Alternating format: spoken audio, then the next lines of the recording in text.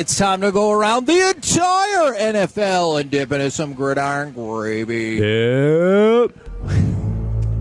Dip it and sip it. I like the fact that people here did that. Kevin, even at the card show. I just wanted to point out because are you looking up card values? Well, I know I sent the Frank Lindsay card to Mike. I texted him a picture and he said 460. That's a number.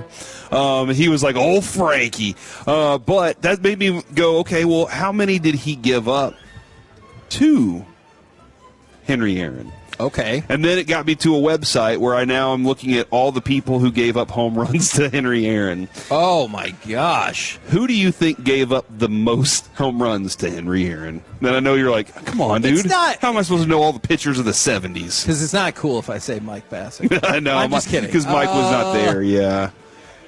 Jim Cott. It's a good guess. Okay. But Don Drysdale gave up 17 home runs. I mean, he went up to the plate. If he saw Don Drysdale was pitching, he was like, "Oh my gosh, what a day! Today is my day. I'm going to rock it and send him yard." Yeah. I freaking and love that. Bob Friend gave up 12, so he was friendly with him. Okay, Get it? so this and Tom Kite have become your new obsessions. Claude Osteen gave up 14. Oh, the pastor. Yeah, I believe so. No, that's he won't open his Joel. doors. Yes. But he would give up home runs. All right, jeez. All right. For Gridiron Gravy, Sorry. I'm going to start with It's true. which one of these playoff games is most intriguing to you? Okay. Oh, are you going to give me the list, or am I just supposed to? There's only 4 of them. You don't know the game? It's Bears-Rams. Okay. Bears-Rams is the one for me, mostly because of the Bears. I'm fascinated by them. I think the next one would definitely be Broncos-Bills, but Bears-Rams, because we kind of just assumed the Rams were going to run through everybody this year because of the MVP. Yeah. But they things have gotten tough for them as the teams have gotten a little tighter. They're still a good team, but the Bears are a team that everybody counted out before the season.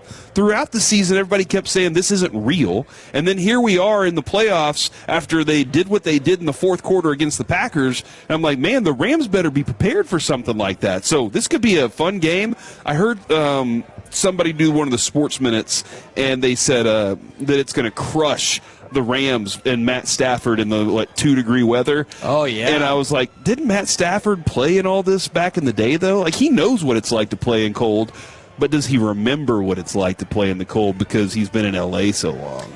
Yeah, I'm always intrigued by that factor of it's not just going to be cold, it's going to be bitterly cold. Yeah, you're playing in an icebox. And how that impacts it. All right, Jacob, which of the NFL divisional round games are you most intrigued by? Yeah, for me, it's got to be Buffalo and Denver. I think just for the playoff-wide storyline for Josh Allen that I feel like has been building up for years now, finally has a playoff run where he doesn't have to go through Burrow, Lamar, and Patrick Mahomes. And this is kind of his year, and I think he knows it.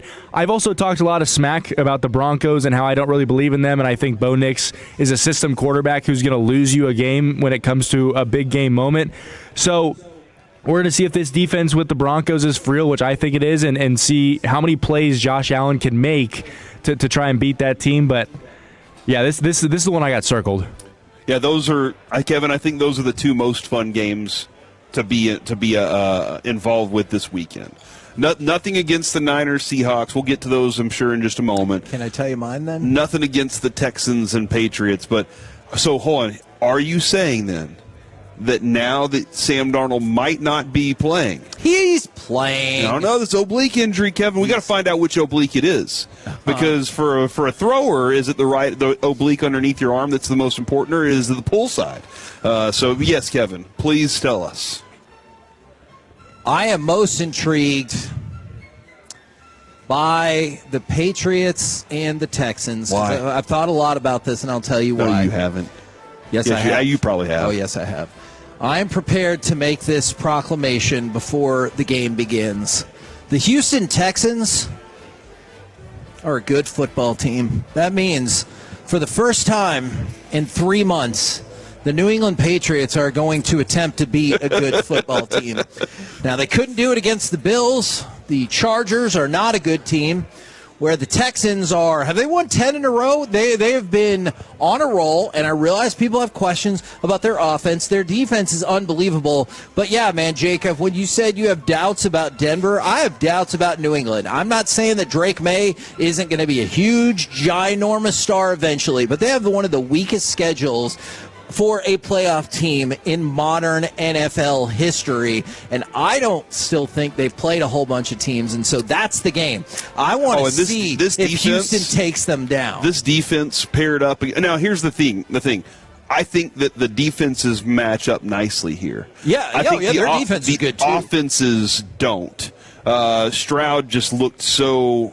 I got a lot of questions about that center quarterback snap exchange, but this is a great test for Drake May for sure. I think you're on this. Like, how good is that offense really? I think they run the ball effectively. And whether Willie Marks can do that for the Texans and Nick Chubb, that's a different story. They love to go through the air with Nico Collins potentially being out. That's another question mark in this one. But, Kevin, this is a really good you're right. This is going to be a really good, fun Sunday game, and I'm really looking forward to it. By the way, I know he's the B-side to this quarterback matchup, but is this a chance for C.J. Stroud to break away from the idea that he's the QB who's kind of there for the ride this year? Man, a lot of people think that. A lot of people say that. Our fan text has been saying that a lot lately, too.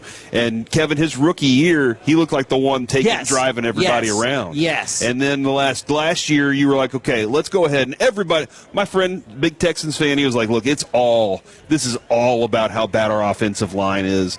And for the most part, they went out and tried to fix that offensive line this offseason. And then you get what you did get. Yes. A guy that doesn't look like he belongs in the playoffs. But he was very fortunate that his defense was ready and prepared to go. That being said, that's why they built the defense the way they did. They wanted DeMeco Ryans wanted a defense like this. He wanted a defense that could protect his quarterback and them. They just need to figure out how to run the ball more effectively to be one of those power kind of teams. Yeah. By the way, even though, more effectively.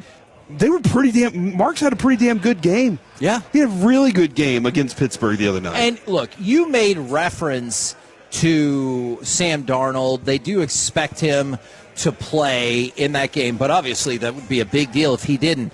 But speaking of things that are supposed to happen but still haven't, do you think it's weird at all that the Giants and John Harbaugh still don't have a contract? Wasn't that announced like 36 hours ago? It is a little weird. I'm just asking. It is a little weird because it wasn't announced that they were closing in on the deal. It hasn't been announced yet that they have officially agreed. But you're right. I wonder if there's when it comes to this, if there's a little bit of all right, now who do you want as your coordinators? I wonder if there's that conversation going on that's kind of slowing some things down just a little bit. I think it's an agreement.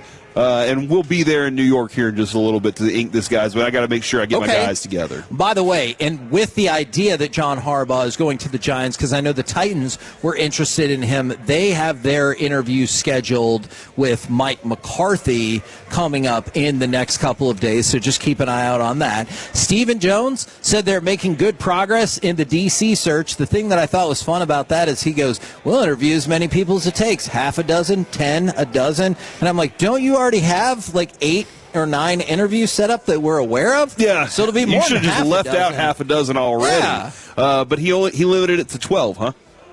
I mean, as many as it takes, and then he was in a range of only. No, I don't think he was capping it. At 12. I think. Look, man, I do think that you need to have a targeted group that you go after, but. I like that they're interviewing more, but it seems like the quality of the more is the most important part for me. All right. My next question for you. Are you ready? I hope so. Are you not ready? I am ready. Okay. Well, it's kind of. I was born ready. Okay. I actually forgot. You know what? As a matter of fact, let me ask the questions. Oh, okay. How dare you? Is that a question or an accusation? I think it's an accusation. Feels like it has a question mark on the end of it, but it comes across as accusation. Because would you say, how dare you? How dare you? Yeah. How dare you? No, I don't feel like that has the same Nah. oomph behind it. Nah. Okay, so a couple more things for you. The Chiefs fired their running backs coach and had 2 other assistants leave. So kind of like the Chargers we're talking about, the Chiefs are cleaning some things out as well. But I want to talk about Howie Roseman and the Eagles real quick. Are they really not interested in trading A.J. Brown, or is Howie Roseman a smart man who knows how to get the trade market started? He said about A.J. Brown, I don't know. You don't want to give up on great players. And A.J. Brown, he's a great player. All right. Is he doing? And that's what we're trying to do. Is he doing what he actually, is he saying what he actually believes, or is he like, well, I don't want to piss A.J. Brown off anymore, or I don't want teams to think we're giving him away, so I got to make it feel like we want to keep him? Yeah, he's working the market. Okay. And this is what Howie Roseman does. He runs circles around most of the GMs in the NFL. And he knows exactly what he's doing when he's trying to make a move like this. But he also understands that they have a very toxic environment in that locker room right now, and they got to figure out how to fix it. Okay. And that's one of the key polar parts of it that's screwing things over.